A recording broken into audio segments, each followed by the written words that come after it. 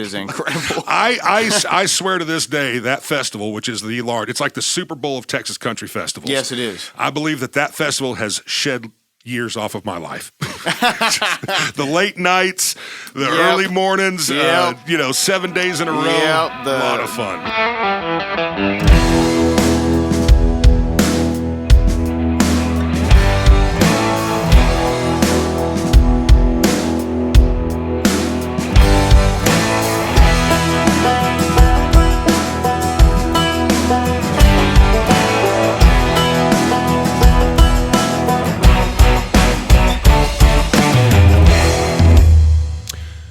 I guess we're rolling. Here we are, the very first episode of Between the Verses. My name is David Wilde. A little background on me, a little over 20 years of working in the radio industry, working with a lot of young artists and some of the bigger artists that you probably know. Along the way, we're going to introduce you to several artists that are not only local, but on the national stage. Today, broadcasting from the Foxtone Studios. We appreciate them having us out. And our very first guest on the very first episode, a very good friend of mine, Mr. Klay Gibson. How are you, sir? Hey, man, I'm doing great. I definitely wanted to get you on. You're kind of like a little brother to me. Absolutely. We've been doing this a long time. You've been a regular guest on what we're going to call the Thursday Live Show. Now, a little background on that. We used to do this live show at Cook's Garage here in Lubbock, Texas. We would always get 3 or 4 artists broadcast live on the radio and then have a live audience as well. Yes. And I like to bring this up because you were probably the most reoccurring guest I had over the 10 years of doing that show. Well, it was a lot of fun. It felt like that, though, because I really got the chance to play with a lot of people in that time, too.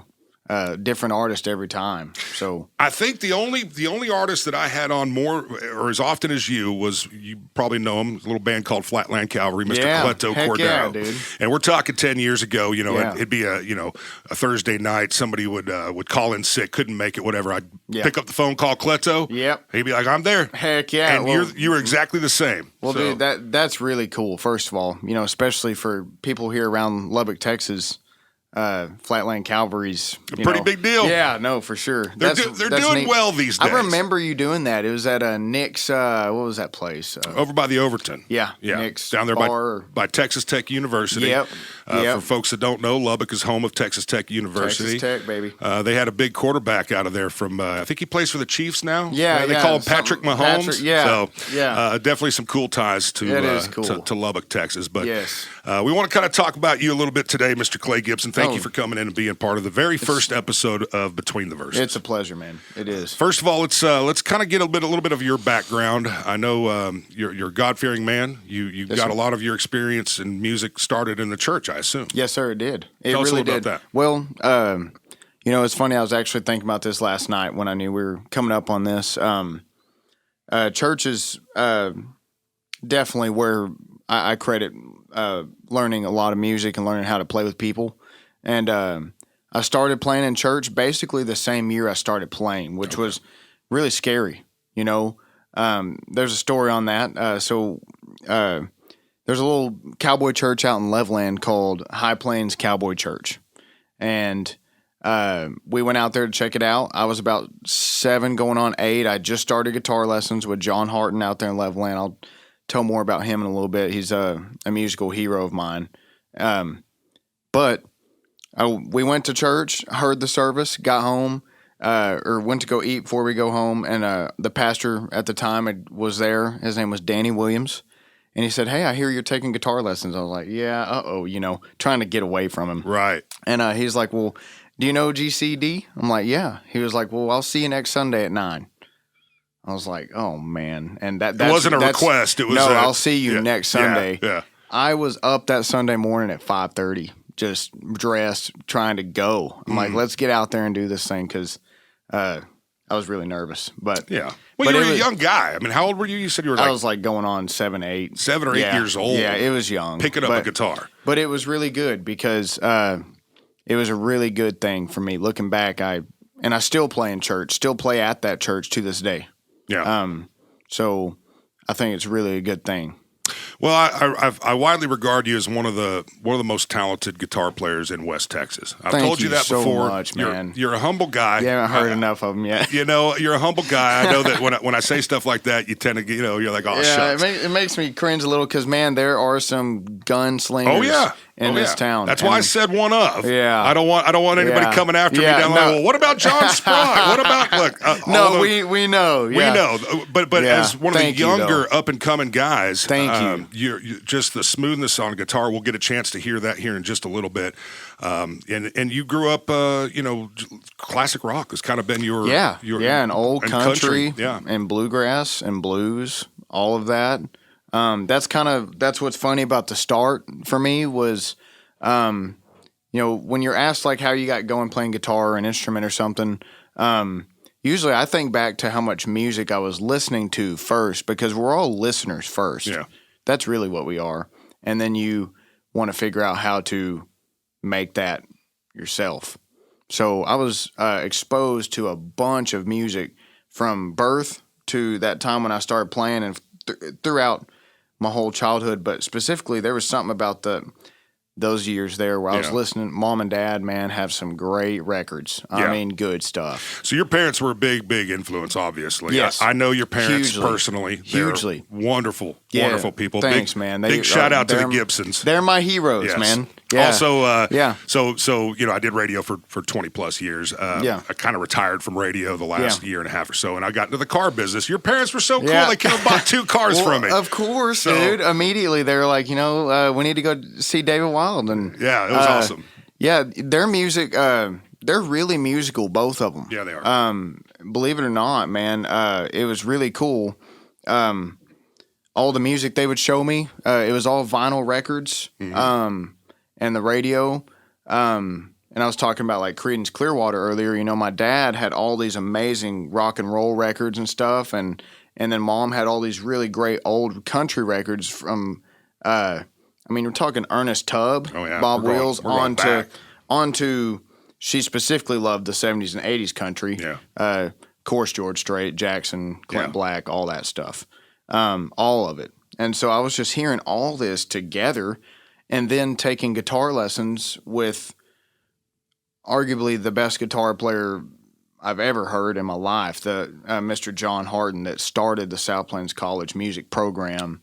That's a whole story in itself, right? Yeah, we're going to get into that, yes, too. Yeah. So it was amazing what was being flooded through me at those years. But good combination of influence between the classic rock, which, let's just be honest, rock and roll just isn't what it used to be. No, rock and roll was awesome. I couldn't name you a new rock, well, maybe Giovanni and the Hired Guns. Yeah, they're pretty rock, for guys that are like Co Wetzel and all, but anything that is playing on like the national rock radio, I don't know. I mean, I like it when they throw some Tool on. I like it when they throw some throwback, Pearl Jam, stuff like that. Well, even those guys, even those big artists today, like you could ask Co Wetzel or somebody, who they listen to, and all musicians listen to old stuff most of the time. We listen to everything, but you hang around a bunch of guitar players and they're talking about what amp Jimmy Page was using and Zeppelin, and that's the really nerding out. That's where you find those sounds, and you try to study it just like it's history. You study it, and then.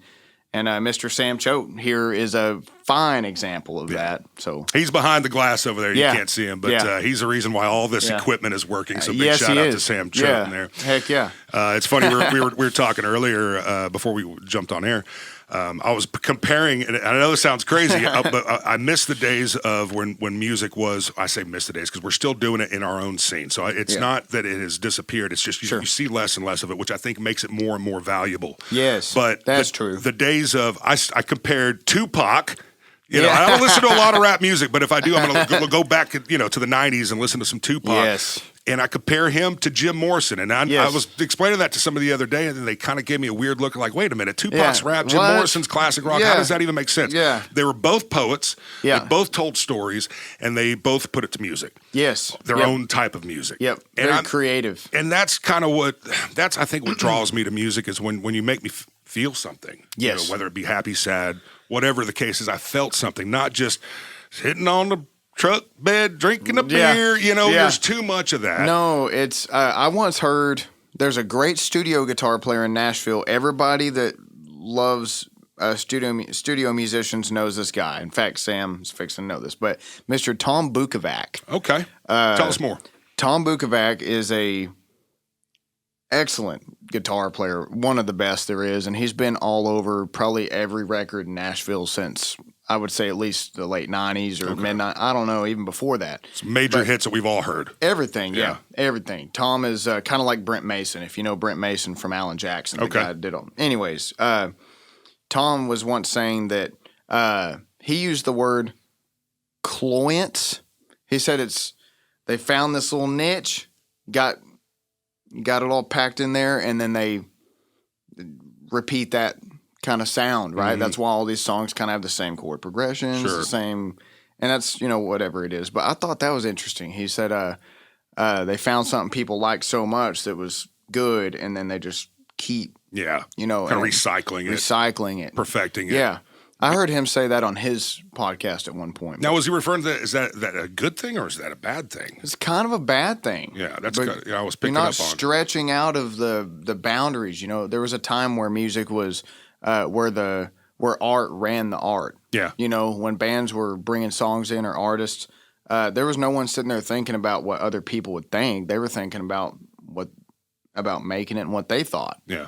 What made them feel good? What their creative juices were given them. Exactly. That's why you have a 6-minute song like Hotel California with a sweet harmony guitar solo at the end that's over a minute. Like that wouldn't last today. No, and at that time when that song came out, they were hesitant, but radio would play it. Yeah. Good luck finding any national radio. Trust me, I know. Yeah. I spent 22 years in the radio industry. Yeah. I know all the politics behind the scenes. Exactly. You got a song that's 5 minutes long, and they go, "Oh, this is too long." Yeah. We need to play X amount of songs per hour. The attention span is really got to change. I think you nailed it there, and it's the TikTok brain. Unfortunately, we live in this world where it's just this death scroll of 30-second videos. If it doesn't catch you within about that long, you can go on to a million others. I have a feeling that the people watching this podcast right now are going to be the more patient type, people that really do want to dive into the music. Absolutely, and I'm not. That's what this is. That's what this is all going to be about. I know this is episode 1. This show will progress as we go along, but it's about diving deep and having these conversations about music that I feel awesome. It's so important. It's awesome. Klay, you've known me for a long time. One of my true joys in this industry is finding young talent and helping to put them on a pedestal. Yes, and that's what our Thursday. You've done so well. Thank you. Really, that's what our Thursday show was really all about. Sure, we'd get some big artists in. Yeah. But it really came down to here's this guy or gal that has this extreme talent and nobody knows about him. Right. And so for me, I felt like I just kind of took it on my shoulders to say, okay, let's show the people who these people are. Like, let's show the talent and put it out there. I'll tell you, dude, we have to have people like you. We don't. We're musicians, dude. We don't know how to do anything else on that end. Yeah. We're playing it and stuff, but, I mean, we have to have people like you. And you've been the best. And truly been a long, long friendship now. Yeah. So gotten to play a lot of music together and, a lot of cool things. So it's been neat seeing a lot of these artists, and I'll drop a few names, guys like we mentioned, Co Wetzel. I remember when he was on in a church van. Yeah. I think it was like Church on the Rock or something like that. In fact, I actually talked to him, I guess it was last year, he was in town. I said, "Hey, man, you remember that old church van you had?" He goes, "Hell yeah, man, I still got it. I still got it out at the ranch. I'm never getting rid of that thing." No, don't. Because, it brings them back to the days of just going from, to the Blue Light to, just Cheatham Street, wherever. Spreading the music wherever someone would listen. Yeah. But guys like him, we mentioned Cleto Cordero of Flatland Cavalry, that whole band. I remember when we were doing Thursday nights, like you said, over at Nick's, over by the campus. Really cool. And just a room full of listeners. Yes. It wasn't a sold-out crowd. It was just a fun, intimate experience. Man, I can't even remember how big that place was. I was little when I went there. Yeah, I was. I don't even remember much about it. But big shouts out to my good friend, Mr. Randall King. who Yes. I know I saw him post on Instagram the other day. Seems like he's doing really well. Yes. Spending time with family. He took some time off the road. But there was a time where Randall King was sleeping on my couch, Yeah. and now he's got the Which tour is bus amazing. and the big record deal. And so, Amazing. it's fun to watch you guys. I'll tell you, and I'm getting older. It's starting to show. But to see you guys go from the church van to the big stage, it has been the joy of my life watching all these artists progress and get to a point where they're nationally known. Yeah, and that's my goal for every one of you guys. That must be really cool. That really must be a sight to see that happen with so many different bands and artists, and it has been. That's really neat. Not a lot of people get that chance to kind of be around in early days and later days like that. That's really cool. Well, I'll tell you, when I decided to, separate myself from radio, and radio separated itself with me. I definitely missed it. That was something that I truly enjoyed doing. So this podcast, I think, is going to be a great creative outlet for me. It's going to be a great pedestal for guys like you. Yes, to try to get your name out there even more. Well, I'm thankful for everybody listening, too.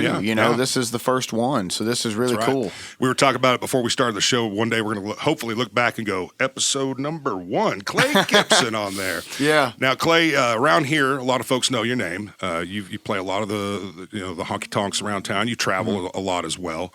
But on the national stage, maybe folks don't quite know who you are. So we're going to go back into a little bit more of your background. I want to kind of go back to South Plains College. Yes. Something that I think is very important. If you're a young artist and you're thinking about maybe getting into the business, consider South Plains College, and Clay's going to tell you why. Yeah. Oh, man. See, this is such a great conversation. This is good. Let me just think about how to kind of approach that. So I mentioned John Harton earlier. If I can, give me a minute or two to explain how that came, because this is really fascinating, and I am so blessed that I was around him my whole life, a lot. I mean, I was taking my guitar lessons with him, and we would do, my mom and dad or my grandparents would come pick me up, and John would say, "Hey, y'all, go get something to eat. We're gonna keep going." And it'd be I'd be his last lesson from 6 to 8:30. Wow. Just soaking up everything I possibly could from that awesome guy. But anyways, so he was on tour with Roger Miller and Ernest Tubb, and was doing some things with Kenny Rogers and things like that through the 50s and 60s after he got out of the Navy band. He was served in the Navy. And he was on tour with one of those acts, and they were going up through the north, and found himself in Michigan somewhere or something. And Mr. Kerry Banks here in town can tell this story really good, but was up in Michigan and had a residency in a place, and stopped into the local college and said, "Hey, we're here for a little while. I just want to see if I could take some music classes." And they said, "Well, excellent. What instrument do you play?" And he said, "I play electric guitar." And they said, kind of looked at each other, and they're like, "We're sorry, but you'll just have to come back when you play a real instrument." And that lit a fire in him, dude, for over 10 years, because then many years later, Mr. Nathan Tubb out there in Loveland, Texas, I got to know Nathan. He lived to be about 100, 101. He was an awesome guy. He put an ad in the paper in 1975 saying, "We're looking for a new department. We want to start a new program here at South Plains College." And John Harton saw a vision, to have a vision where somebody could go to school and get a degree in guitar, or singing or bass or drums, whatever, or recording. And commercial music is what the department is. So it started off in 1975 with him, with like maybe 6 or 7 students. Some of my numbers might be a little wrong, but very small little group of students in like a custodian's office. And now it's, like a 26,000 square foot building with 5 separate programs. And what's amazing is that it has every piece of the music industry in one building. Yeah. So you can go be a music major, and then you can turn around and be a live sound engineer. So many of my friends, they're live sound people from out there, are all over the place with Co-Wetzel, actually, one of my friends, Johnny. Yeah.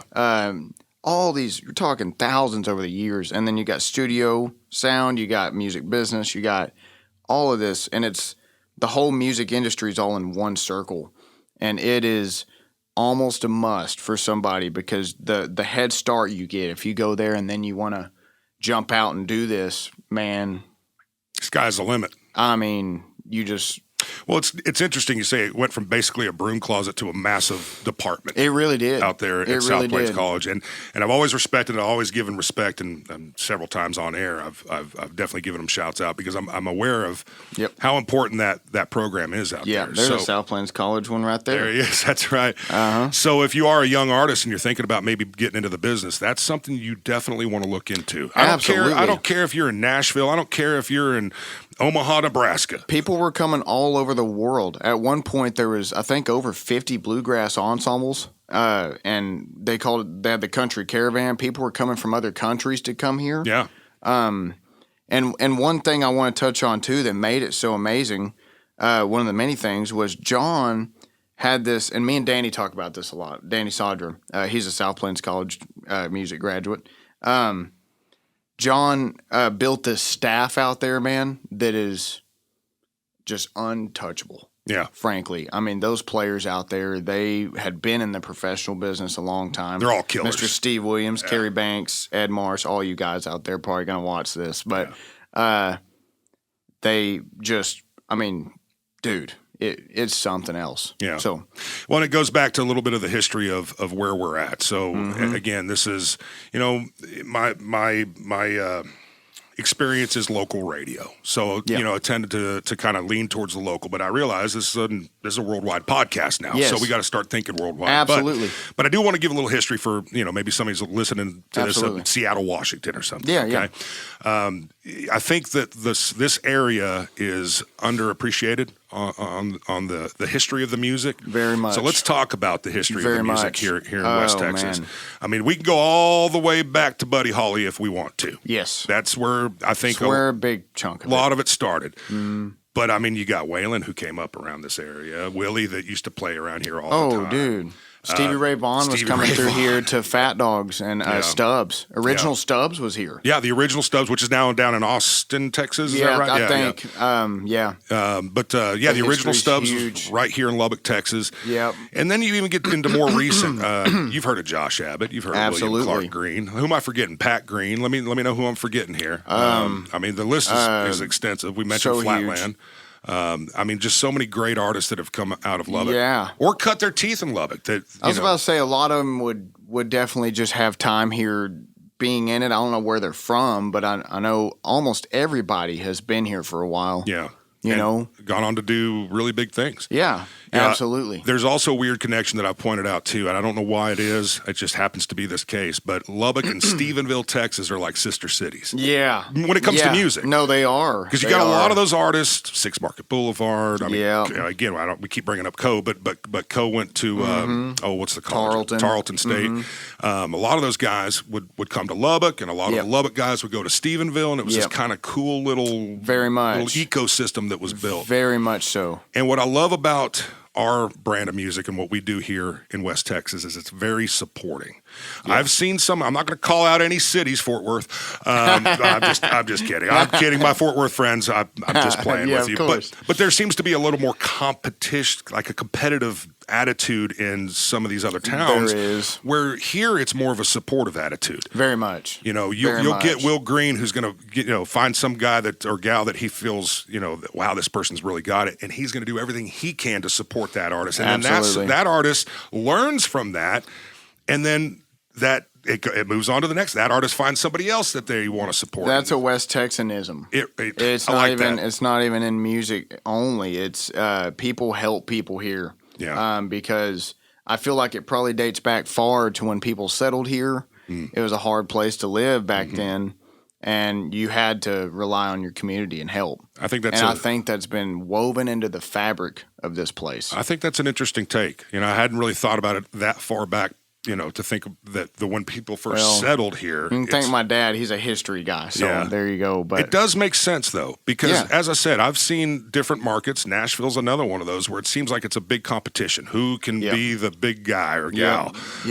Here we want to see everybody succeed. Absolutely. Just make good music and help each other do that. You know, it's not a football game. Nope. You know, I get in sports you want to win. Yep. This is not the same thing. This is we're creating art. We're creating emotion. Absolutely. And it's good to see that there's still that sort of attitude, especially here in West Texas, where it's we're going to build you up. We're not going to break you down. Yep. You know, I'm not going to say, hey, I got the big gig. Ha, ha, No, ha. It's no. like, hey, I got the big gig. You want to Y'all come want with to come me? sell merch? Yeah, Like, whatever we got to do. You know, and bringing it back to South Plains, you know, Mark Walney and Darren Welch here in town. Yeah. Man, I go hear them. I'll plug them on something real quick. They do every Wednesday at the Silver Bullet Saloon. That's a residency. Mm-hmm. And then another very dear friend of mine, Mr. Dustin Garrett, one of the biggest monsters of a musician I've ever known. He does every Thursday. There's so many great chances to go out there and hear these guys all the time. And I go out there as much as I can because I always soak something up, and they're always willing to help. Especially as I'm recording music right now. Yeah. There's a lot to recording music. It's nothing like playing live at all. And it's good to get around and ask some of your friends that have done it a lot, hey, you know, how can I make this the best I can? And the biggest help to me of that, of course, has been Mr. Scott Ferris. All right. I was about to bring him up. Mr. Scott out there. Man. Let's talk about Scott Ferris for a minute. Yeah, wow. First Scott, of all, I know you're going to watch this. Yes, big shout out to Scott. Yeah. First of all, as long as I've known Scott, and he's done some amazing things with some amazing artists, I've never seen him annoyed or perturbed. He's always got the biggest smile on his face. He's a true, genuine soul, and I mean that from the bottom of my heart. He really Scott is. Ferris, look him up. If you're an artist looking to record, he's a guy that you might want to talk to, and you're currently recording with him, right? Yeah, everything I've ever recorded has been there. Yeah. And I mean, I'll probably record somewhere at some point. Like, there's nothing wrong with that. But man, Scott's also one of my dearest friends, and I love the guy. Yeah. And you know, he was hired at South Plains College by John Harden. Yeah. It all seems to lead back to South years Plains. ago. Yeah. It does lead back, dude. That's why I keep mentioning it. But anyway, Scott did that for a long time, and then got his studio going. Had plenty of success there with that, but also a great musician, just phenomenal guitar player, and just a true mind for art of any kind. Well, you mentioned the difference between playing live and being in a studio. Obviously, there's stark differences in between the two. Yeah. You know, I've seen your live show. You're energetic. You're moving around. You're doing. You're Thanks, man. Hitting your guitar solos, and you're having a great time with it. Yeah, absolutely. I can see how much fun you're having on stage. Now, how does that translate to actually studio time? I mean, what's the most difficult part for you? Well, I was mentioning earlier, like singing with headphones on is not something I'm used to. I don't use in-ear monitors at our shows. We use wedges.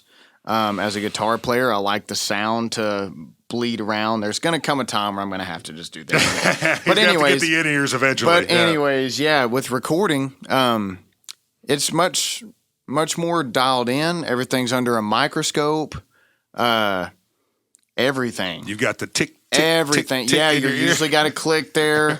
But everything under a microscope. Like Sam knows this, of course. All the guitar players in town are going to understand this. But all your guitar playing becomes, you have to really dial in everything. Any muting or buzzing or out of tune or anything comes out. So it's very together, and then singing, and it's just nothing like playing. I mean, you try to do that when you're playing live, but you're not feeding off any energy. It's more of a like focused project. It's like surgical instrument. It's like surgery. It is. Yeah. And it makes you sit and wonder, wow, how did those guys that we were talking about earlier, those great rock and roll and country artists way back when they had no studio technology, hardly to speak of at all, were making this absolute timeless music. A lot of it had to do with the time, I'm sure, and the innovation that was going on. But it's hard. Recording's hard. Yeah. So, again, for some of those younger musicians that are thinking about getting in the business, be ready for that. Be ready for that. Practice with a metronome before you walk into Scott Ferris's place. I remember, I'll bring up my old buddy and former roommate, Dalton Domino. You remember Dalton Domino? And I actually got to sit in on his, I believe it was his first full record. And I sat in on that. What an experience. Metronome is what they call it. Metronome. The tick, tick, tick. Yep. It drove him absolutely insane. Like, he just wanted a free flow. He was in the studio, he was wanting to do his thing, he was doing his singing, and they were like, "No, man, you gotta stick to." And eventually he got it, but you could see the frustration on his face at the time of going, "This is so different than the live show." It's very, very hard. Now, really good, experienced, seasoned musicians, man, it's nothing to them at all. Sure. In fact, their inner timing is so there already that they don't even think about it. Yeah, it's just natural. Yep. It becomes natural. Especially drummers. With anything that you do over time, eventually it's going to become more and more natural. Yes. I know the first time I cracked a mic to go live on the radio, my heart was pounding out of my chest. Yeah. I worked for this, my very first radio gig. A quick little side story. Absolutely. It was called 96.9 The Bull out of Oklahoma City, Oklahoma. It was my very first. And it was the first, it was kind of a hybrid Texas red dirt / Nashville country. So we'd play some Shania Twain. Love Shania Twain. Followed up by Cross Canadian Ragweed back when people hardly even knew who Cross Canadian Ragweed was at the time. And it was an interesting experiment in radio. It didn't last, but it was a very good start to my career. But I back to my point at hand, I remember they put me on Sunday overnights. It was my first gig. Oh, man. So I'd go in at Sunday, I think it was from 11 p.m. till like 6 a.m. Whoa. Nobody's listening that late on a Sunday. And I was so nervous. My heart was pounding out of my chest. I'm sweating, thinking, oh my gosh, how am I going to do this? And then you flash forward years later, and here we are. It's just total natural. Yeah. So it's the same thing. Same thing. You know, your first time in the studio may be overwhelming and may be daunting, but you do it enough, and it starts to become natural, just like anything else. Absolutely, dude. Absolutely. It is just different. You know what I mean? Like I said, when you're playing live, you have an energy to flow off of. Yeah. You know, you got your buddy David Wilde standing there at the blue light, and you're like, I'm playing for you. You know, you don't have that in the studio. It's you and the engineer. Maybe the band, if you're doing, that, it's just a different experience, and it's smart to prepare for that. I think for anybody that wants to record, be working your songs out, flesh them out real good, get a metronome going so you can go in there and be a little more. Be ready And prepared. This is the Between the Verses podcast, episode number 1. We've got Klay Gibson in studio with us, very first episode, and I appreciate you being here for it. Let's talk a little bit about, so you got the new record you're working on right now. Yes. Is it going to be a full-length EP? What are we talking about? I'm shooting for an EP right now, probably a 5-song, but it could add more. I'm thinking about maybe trying to do a little record. Okay. I've got a lot of new material that I've been working on and fleshing out. Some of it's not quite finished, some of it is, but I'm picturing at least a 5-song project together, and it's going to be really neat because it's bounces around a lot of styles, man. Okay. It really does. At this moment, do you have a favorite on the EP as of right now? Is there a favorite track on there that you just absolutely think kills? I have a favorite to play, just on guitar, not even sing it. Okay. Just if it was an instrumental, just really like one of the tunes on it. It's really fun to play as a guitar player. But, I think it's important to hit different styles. I will say real quick, last week we had the chance to play at the legendary Green Hall. Yeah, I heard about that. That was cool. And one of the sound engineers there was telling me, man, I really enjoyed y'all's set because it was bouncing. And it doesn't bounce drastically, nothing that doesn't fit, but it just kind of hits these points. We have a couple songs that get really hardcore blues. Mm-hmm. And then a couple that might jump into some really honky-tonk country. And then we got like a rock and roll blues fusion thing. I don't know. It just, a lot of different stuff flows together. I think about that because I know how excited your mother was about you going to Green Hall. Dude. And so I got to give a shout out to your parents one more time here. They not only have been super supportive of your career, which is great to have, because not all parents are like, music career, that's the way to go. No. They've been supportive 100%. 100%. They put thousands of miles on their vehicles to go see you play. Yes, I know, because when your dad traded that truck, it had 1 billion miles on it. Yeah, they've been to almost every gig. Yeah. Almost every gig since I was 7 years old. So unbelievable. Big shout out to the Gibsons on that. It's great to have that family support. And they love music support. too. Yeah. They love music. So that helps. That's what they always say. They're like, well, we love to go do it. Even if you weren't playing, we'd be going to find music to listen to. Yeah. But they love it, man. Well, all that said, I was asking you about the maybe a possible favorite track on the new record. And the reason I'm asking all that is because you've got a guitar sitting next to you. Yes, sir. And Yes, I'd love sir. to get you to maybe play something. Can you play something new off the new record? Absolutely, Okay. dude. Yeah. What let do you? me, Let them get set up. I'm going to take these off for this All real right, quick. perfect. Again, this is the very first episode of the Between the Verses podcast. We worked on that name for a while, and I got to get it burned into my brain. Between the Verses podcast, broadcasting out of Lubbock, Texas, at Foxtone Studios. We've got Klay Gibson in the studio, and it looks like he's got guitar in hand. I think we're going to hear ourselves a tune. And I might pull up little lyrics real quick if that's okay. That's fine. Still fresh music. I get it. I get it. I see Klay a lot, over at our friend Danny Sauder's house, which is my neighbor. Yes, they do a sir. lot of their rehearsals over there, so it's kind of nice every now and then. I'll pop over with a cold beer and watch them play yeah. my own little private show. Yeah, So, absolutely. need to do more of that, though. I need to do more of that. Well, sorry, I don't know where y'all want this mic at, but anyways, Danny Sadra is a person I want to shout out. Yeah, big time. Real quick, because that guy is just so nice and so giving, and he's done so much for me, and we get to rehearse over there, and that's a big part of having a band is rehearsal space. Get a little closer to the mic. Oh, yeah. Big part of having a band is rehearsal space, and you got to have that. And I was just actually talking to Sam about that earlier, about practicing at least once a week. Just tightens all the bolts big time. But anyway, thank you, Danny, so much, man. He's opened his home to so many artists to come in and rehearse. Yeah. It's a good rehearsal spot, too. Oh, dude. And he's just he's a great musician, too. I'm sure he'll be on here one of these days. Absolutely. But he is one of the best. So Big shout out to the Hub City Drifters. Yep, exactly, yeah. I call them precision country music.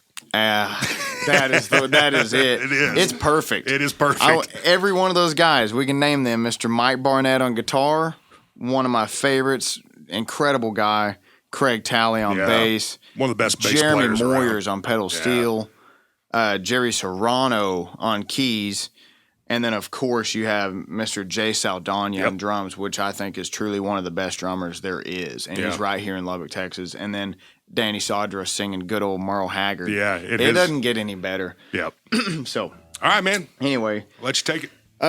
Well, so this is a song that's actually really fresh. So I think that'd be a fun one to do. But it's really cool because it's kind of a bluesy, kind of country bluesy kind of thing. Easy listening stuff. So here we go.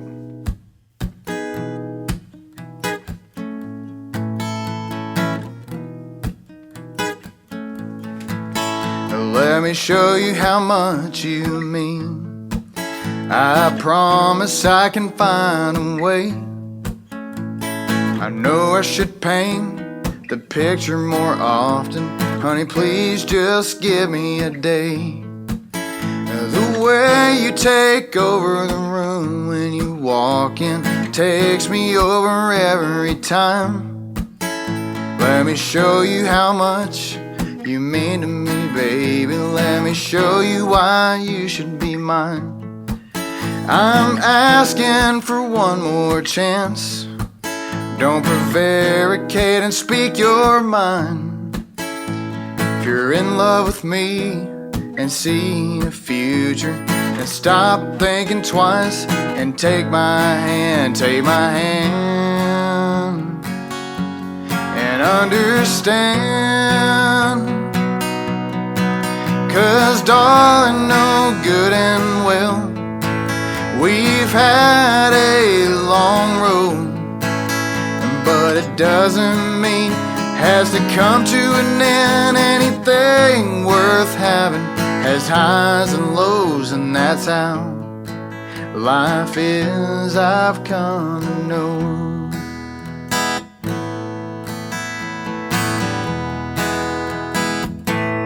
I told you this new tune. Here we are with everything said. Do you feel good with anything left? I think we're ready to have a foundation. So stop thinking twice and take my hand, and understand. 'Cause darling, you know good and well, we've had a long road, but it doesn't mean has to come to an end. Anything worth having has highs and lows, and that's how life is, I've come to know. And that's how life is, I've come to know.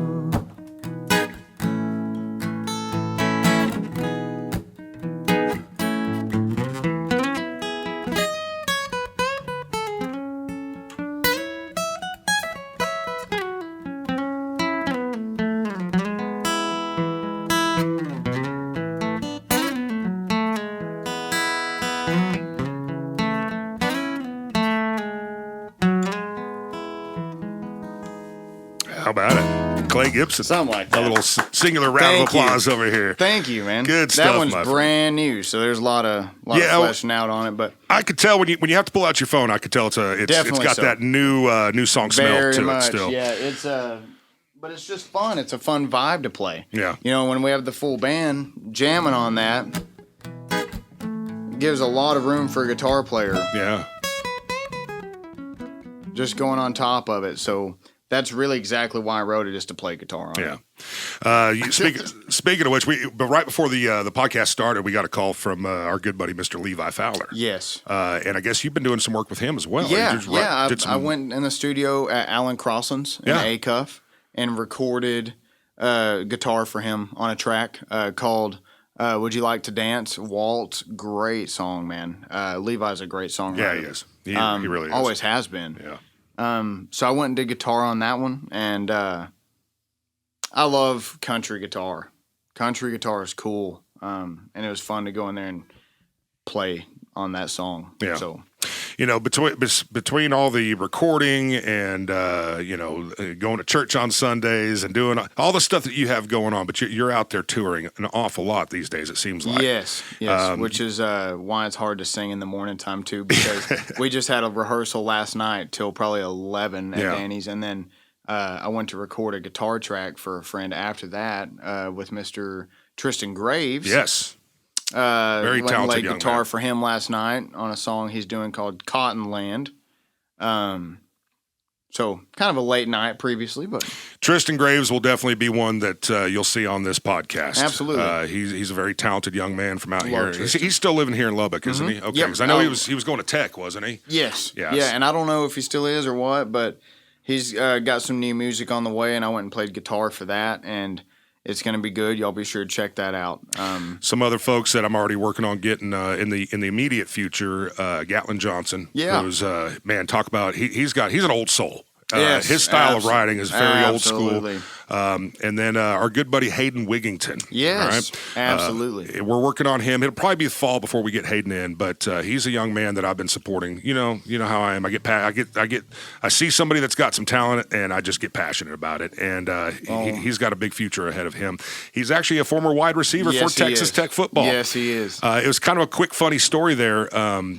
When Coach Joey McGuire first got the job to coach Texas Tech, I didn't recognize him. We were watching Randy and Wade do their thing out at Cook's Garage. Yes. We're up in the VIP area. Yep. I just happened to be striking up a conversation with some folks, and he goes, "Hey, man," and I keep in mind I didn't recognize him. He goes, "Man, you're the guy that does that Thursday thing out there at Cook's Garage." He goes, "Man, I really enjoy that show." I said, "Well, thank you, sir. Appreciate that." Absolutely. Not knowing who he was. Yeah, absolutely. And then he goes into, "Well, one of my kids is a really, really talented musician. Would you be interested in having him on?" And I'm entertaining the guy, going, "Oh yeah, let me maybe get some sample of his music. We'll go from there." And then finally somebody leans over and goes, "David, you know who that is, don't you?" I said, "Well, who is this?" Yeah. "Well, that's Coach Joey McGuire." I said, "Oh, okay, all right." Man, yeah. Standing right there, and he gave me his phone number. We text exchanged, and we got Hayden Wigington on the show, and they brought out the entire Texas Tech football team. Yes, you were on that show, I was weren't about to say I was on Yes. that. Yeah, I'll never forget that. That was wild, man. That was crazy, dude. The big black buses Yes. pulling up out front, and I'm pulling up in my old truck, carrying my guitar in. I'm going, oh man, This is and intimidating. I've done many Thursday nights, and I was, dude, honestly, that was one where I was like, oh crap, Yeah. A little I'm intimidating. nervous. Yeah. Well, same reaction I had. I was thinking, because when Coach McGuire said, we're going to get some of the teammates out, we're going to get some of the coaches, I thought a handful of them. Yeah. There were 3 buses, the entire squad. Yes, there not were. just the players, the coaches, but all the athletic, all the trainers, they were all there. Yes, and man. It was a very cool experience. It was cool. It was packed in there. Do you remember how full it was? I do. They even brought tables out and were serving. They weren't even, were they serving cooks food? Yeah, they there were. was a billion people. Yeah, there. they fed all the guys and all the folks and all the staff. But that was the moment where I realized Hayden had something. He was on the show. He was a little nervous. He'll be the first to admit that. In fact, I think he did an interview recently over at Blue Light. Gave me a shout out, which was awesome. Thank you for that. Yeah, Hayden. absolutely. But he was saying, man, I was just so nervous. He hit it pretty well. Oh, dude, yeah. But you could definitely see. Who wasn't though? I know, yeah. Singing when you're nervous sucks because breathing. Yeah. I even had a touch of that just now, but I thought he did a great job. Yeah, he did. Well, and he's definitely polished himself. He's had a chance to do some stuff for, I believe Cotton Fest. Yep. He was at Larry Joe Taylor Texas Music. Yep. Big shout out to awesome. the Larry Joe Taylor Larry family. Joe Taylor Festival. Yeah, I miss going out to that. It was 13 years in a row I was at that place. And, dude, that's incredible. Yeah, that is incredible. I swear to this day, that festival, which is the large, it's like the Super Bowl of Texas country festivals. Yes, it is. I believe that festival has shed years off of my life. The late nights, the early mornings, 7 days in a row. A lot of fun. Man, the times and the music you can have out there around those campfires. Oh yeah. I remember the first time every time I've gotten to go was with you. Yeah. And the first time I got to go, you gave me some really good pieces of advice. Like, number one, no liquor in the daytime. Yeah. And I was like, of course. Cold beer's fine. Yeah, but at the end of the night, man, you're gonna have there's Tristan Graves right there. All right. At the end of the night, you're gonna have a chance where you're gonna be playing, and you don't know who could be around, and that's not even the most important part. The most important part is you just want to be able to. Yeah, you don't want to make a fool of yourself. Yeah. Don't act stupid. No, which I was prepared to play no matter what, but you're around a lot of professionals. So act accordingly. Yes, exactly. I know a lot of people get the mindset when they go out to these festivals, woo, party time. Yeah, you can have a good time, that's fine. Sure. But you got to keep it under control. Don't be a dumbass. Yeah, or just if you're ready to party, just go put your guitar up and walk away. Yeah, you can always do that. Don't be sitting there with your guitar ready to play. Last time I was there, Mr. Josh Serrato, I brought a little amp there. I don't know if you remember that. It was actually, might have been someone else's, maybe Sal's amp, something. I had this amp there, though, and I'm plugged in playing with all these people, which was kind of weird. And Josh Serrato walked around that tent, came over to me and said, "Hey, man, I like what you're doing." And I was like, well, thanks, man. But I was sitting there thinking, man, how loud am I out there? Because I'm plugged into that little Roland over there, and everybody's trying to sing and play, and who knows, And folks that don't know who Josh Serrato is, he was originally with, he's been with a lot of folks, but Six Market Boulevard, going way back. Was with William Clark Green for a lot of years. And I think he's still with Co, if I'm not mistaken. He is, and records at Melody Mountain, That's right. Got a great recording studio out there on the mountain. And big shout out to Mr. Josh Serrato as well. Haven't seen him in a while. Miss you, bud. Before we wrap things up, I want to talk a little bit about your touring and some of the cooler bands that you got a chance to open up for. So let's talk about those. What are some of the, the peaks in your career, people that you have had a chance to share a stage with? Well, the Bellamy Brothers a couple times. Yeah. They're very nice people. Have them on social media and stuff, which is cool. I love that it's just casual. The Bellamy Brothers, like one of the legendary band. That was a cool one for me, man, because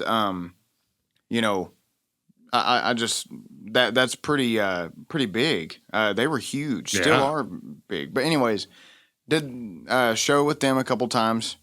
Mo Bandy. Those were all the earliest ones. I'm trying to go in order, and then came across opening for Casey Donahue in Midland at the Tailgate. Fort Worth guy there, Casey Donahue, Jason Boland, Bart Crow. I don't know who else I'm missing. I'm sure there's a few. Oh, of course, Blackhawk. Yeah. A couple times. Goodbye says it all. Blackhawk's really good band, man. They sound great live. And then Marshall Tucker. Marshall Tucker. So I'm glad you John got to Wolfe. I forgot about that. Oh, John Wolfe, great. Yeah. What a great guy. John, man, talk about a genuine human being. Yeah, he John is. Wolfe. Yeah, we opened for him last year for the Boots and Badges thing, and this year we're going to be opening for Aaron Watson out there. Oh, very cool. And So some great stuff on the horizon. Got a new record coming out. Yes. I love that you've had a chance to share stage with some legends like that, and then you bring up Marshall Tucker Band. Super thankful for that. I'm kind of zeroing in on this for a reason. Yeah. So when we would do our Thursday show out there at Cook's Garage, you always did your kind of version of Can't You See? Yes. And I'm asking as a fan, a personal request. Would you be willing to do that one for us today? I might change the key on the spot so I don't have to yell in here. Make sure you're getting in close to that mic too, though. Make sure we can hear you. All right, here we go.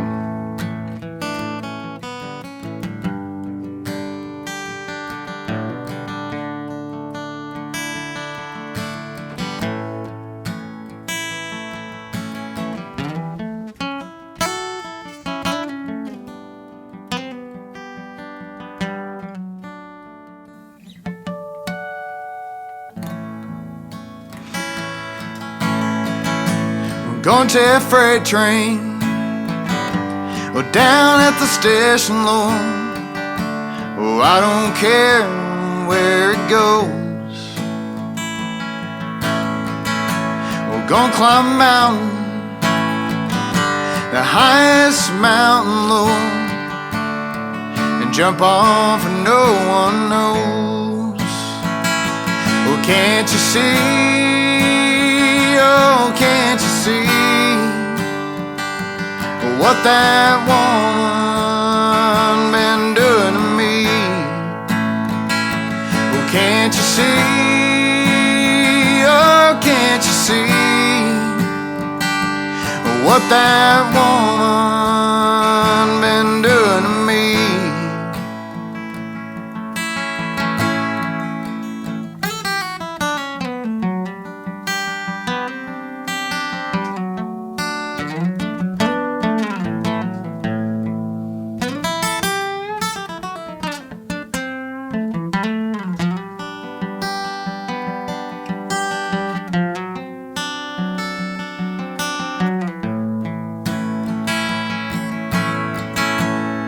Gonna find me a hole in the wall, Lord. I wanna crawl inside and die. Oh, and that lady, that mean old woman, Lord, done told me goodbye. Oh, can't you see? Oh, can't you see what that woman been doing to me?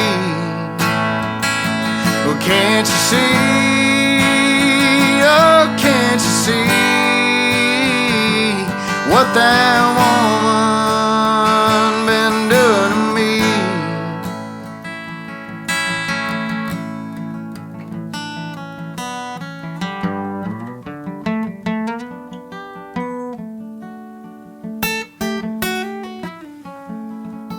See if I can do this.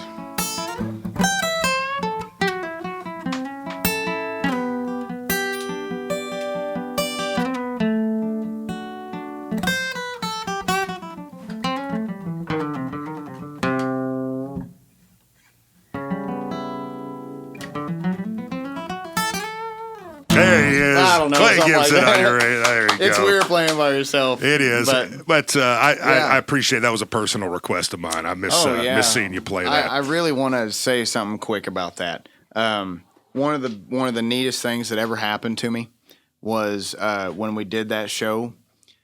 After we got done, Marshall Tucker Band standing at the side, Yeah. and we all knew about 2 songs till, and we're like, oh crap. And we're playing, we finish, and I go over there, and they catch me, the bass player, I think. He said, hey, man, be listening for Can't You See? And when you come up, just grab a guitar, play with us. So here I am like, oh, dang. So I'm out there in the crowd hanging out. And then as soon as I heard that song start, I ran up to the side of the stage. They waved me up there. I came up there, played the song with them. It was That's a really cool. big blessing, dude, because you're listening to those records your whole life, and then you're up there playing it with them. With the legends. And I have not been that nervous ever. I bet. And I'm like worried what key we're in. For all the musicians out there, I didn't know if they moved the key down or anything. So I'm looking around trying to figure it out. Because the original's in D, you very much can move it down as time goes. You don't want to sing it I can't sing it up there right now. Yeah. So anyways, that's for the musicians out there that want to nerd out about that. But they were in their original key. I want to point that out. Okay. So they're still got the pipes out there. Did they let you riff? Did they let you go on a little solo? Dude, yeah, I got a video. That's fantastic. Mom and Dad. So Dad ran up over to the side over here, just out of the way, and just got a nice video of it to remember. Cool. Well, that's awesome. Cool. Well, Klay Gibson, thank you for being on the very first episode of Between the Verses. My pleasure. Absolutely. My pleasure. Thank y'all so much. And of course, we've got plenty more episodes to come. We're going to highlight everything from local guys all the way up to some of the bigger, more national acts as they come through town. So we're excited about the future of this podcast and excited about the ability to kind of put some of these guys on a real pedestal. So there you are. This has been Between the Verses. I'm David Wilde. This is Klay Gibson. We'll see you next time.